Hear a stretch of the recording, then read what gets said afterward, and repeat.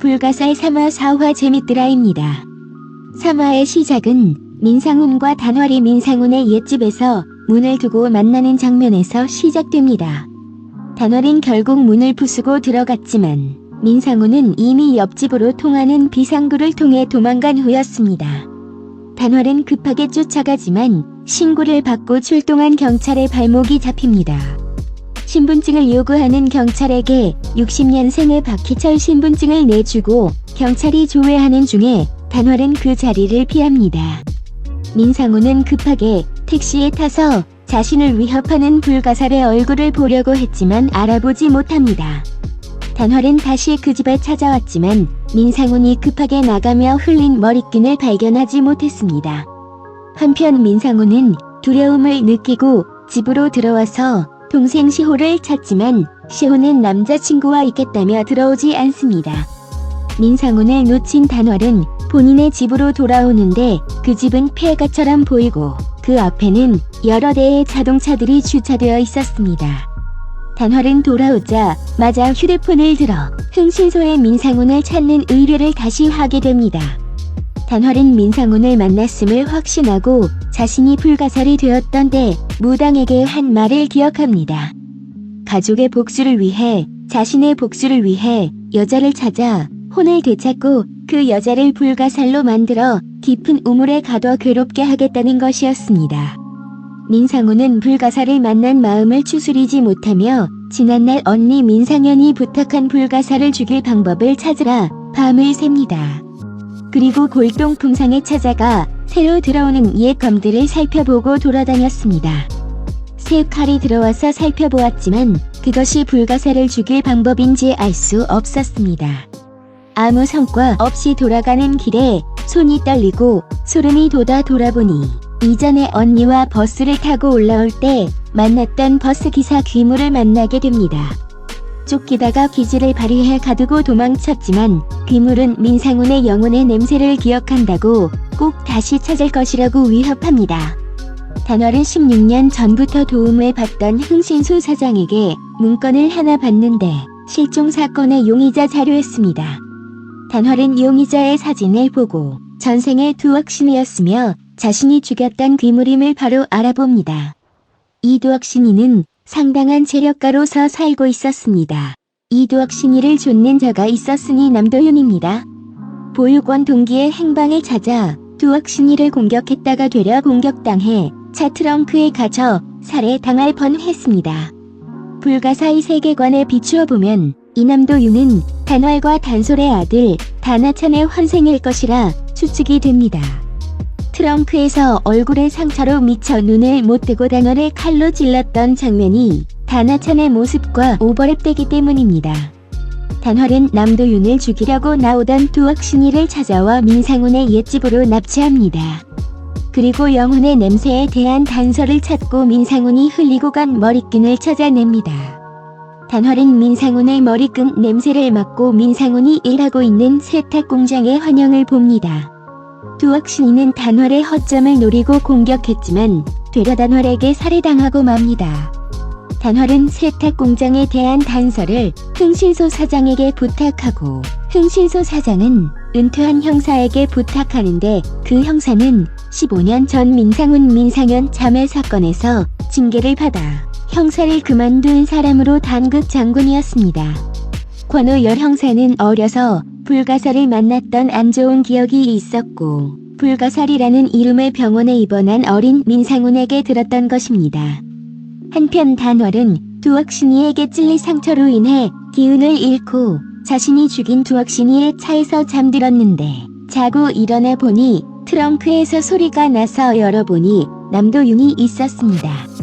남도윤과 실랑이를 벌이는데 흥신소 사장이 전화가 와서 세탁 공장을 알려주고 단활은 민상훈의 근처까지 다가오게 됩니다.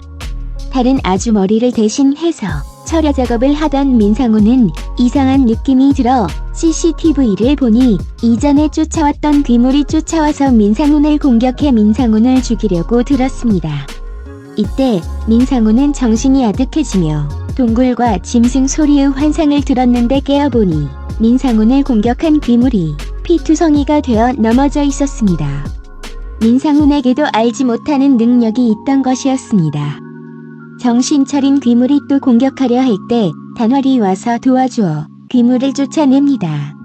단활은 600년 동안 찾아 헤매다 만난 민상훈을 쳐다보는데 민상훈이 단활의 얼굴에 난 상처를 만집니다. 이때 단활은 자신이 알지 못한 민상훈의 모습을 보고 당황하게 됩니다. 단활이 민상훈을 어떻게 할지 주저할 때 멀리서 민시호가 다가오는데 환생한 단솔이었습니다. 단솔을 본 단활은 얼어붙고 말았습니다. 그렇게 3화는 마쳐집니다. 4화의 시작은 민시호와 민상훈이 집에 돌아와서 민시호가 민상훈을 다그쳐 물으며 시작합니다. 민시호는 단활이 정말 민상훈을 도운 것이 맞냐고 묻습니다. 민상훈은 도와준 것은 맞는데 단활이 이상했다고 말을 합니다. 민상훈은 귀물의 공격에 불안을 하며 이사를 하자고 하자 민시호는 이사할 수 없다고 합니다. 그 이유는 민시호가 아기를 가졌기 때문이었습니다. 주저하며 말하는 민시호를 민상훈이 안아주면서 걱정하지 말라고 해줍니다. 민시호는 걱정하지 말라는 민상훈의 말에 반박하며 어떻게 해야 하냐고 묻습니다.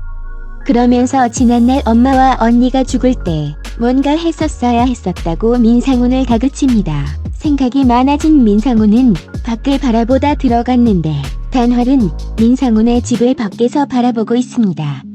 단활은 민시호를 만난 후에 단솔과의 추억을 되새기며 혼란스러워합니다. 그러다가 마주오는 덤프트럭에 달려들었지만 이내 핸들을 꺾어 연못에 처박히고 맙니다. 그렇게 단활은 차 안에서 정신을 잃었는데 누군가가 와서 차 번호판을 떼고 단활을 차에서 꺼내서 데리고 옵니다. 그는 다름 아닌 600년 전의 무녀, 지금은 희석이란 이름으로 단활을 돕는 사람이었습니다.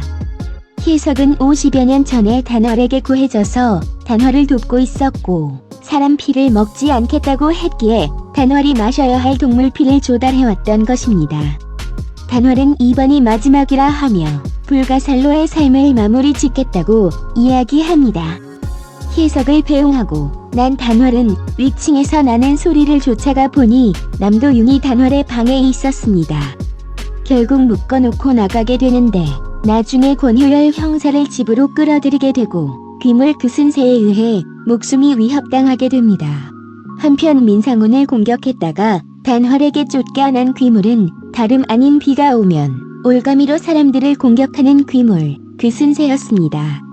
그 그슨새는 또 다른 누군가와 살고 있었는데 다름 아닌 검은 구멍이라는 불가사리였습니다. 그는 오글태 민상영과 그 엄마를 죽인 범인이었습니다. 권효열 형사가 단활의 집에 가서 메모 하나를 챙겨서 묶여있는 남도윤을 데리고 나올 즈음에 민상훈은 일하러 나가고 민시호만 집에 있을 때 그슨새가 와서 문을 따고 들어옵니다. 이때 단활이 민시호를 돕는데 민시호는 전생에서처럼 손으로 누구를 만지면 무언가를 느끼는 능력이 있었습니다. 단활이 그슨새를 잡으려고 할 때 그슨새는 건축 중인 건물에 들어가 스프링클러를 작동시키고 엄청난 힘으로 맞섭니다. 그래도 단활의 능력에 못 미쳐 잡히려는 순간 권효열 형사의 등장으로 미수로 그치고 맙니다. 그슨새는 자신을 죽이려는 단활에게 민상훈은 우리 거야 라는 말을 하는데 그 말에 불안해진 단활은 민상훈의 미행을 맡긴 흥신소 사장에게 전화를 합니다. 하지만 흥신소 사장은 전화 중에 또 다른 불가살인 오굴태에게 살해를 당하고 맙니다. 민상훈은 자신을 키워준 할머니에게 가서 불가살해서 묻자 정신줄을 놓은 할머니는 어려서 언니 민상현이 자신의 가족을 떠나 부모가 죽었다는 소리를 하며 흥분해버립니다. 이 할머니 또한 민상현의 동생이었던 것입니다. 당황해서 떠나가는 민상훈에게 할머니는 불가살은 불가살로 죽여야 한다는 말을 합니다. 요양원을 떠나가려는데 오글태가 민상훈에게 다가옵니다. 민상훈은 이상한 김새를 느끼고 도망을 가지만 이내 따라잡히고 맙니다. 막 잡히려는 순간에 단활이 와서 도와줘서 벗어났지만 민상훈은 자신을 쫓아온 단활을 칼로 찔러버립니다. 민상훈은 단활이 가족을 죽였다고 오해했지만 사실은 오글태가 민상현과 엄마를 죽였고 단활의 기회를 보다가 기회를 놓쳤던 것입니다. 한편 그 순세를 도와 요양원으로 온 권효열 형사와 남도윤은 그 순세의 공격으로 차가 잘못되고 정신을 차려보니 오글태가 그 순세를 죽이고 피를 빨아먹고 있었습니다. 오글태의 불가사의 능력이 발휘되자 권효열 형사는 그 자리에서 졸도해버립니다. 오글태가 민상훈에게 다가오자 단활은 피하라고 하고 오글태와 싸우게 되는데 오글태를 이길 수가 없었습니다. 오글태가 민상훈을 잡아 죽이려는데 민상훈은 민상현이 말한 칼이 바로 단활이라는 사실을 깨닫게 됩니다. 오글태에게 칼로 벽에 박혀있던 단활을 남도윤이 도울 때 단활이 깨어납니다.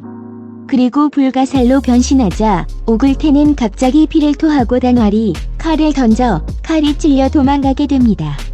단활은 정신을 잃은 민상훈을 안아 일으키며 다시 살아나라고 다시 잃기 싫다고 흔들어 깨우자 민상훈이 깨어나 언니가 찾던 칼이 당신이었다고 하며 단활에게 도와달라고 하고 정신을 잃습니다. 자신이 죽여야 할 민상훈이 도와달라고 하자 단활은 혼란스러워하며 사화가 마치게 됩니다.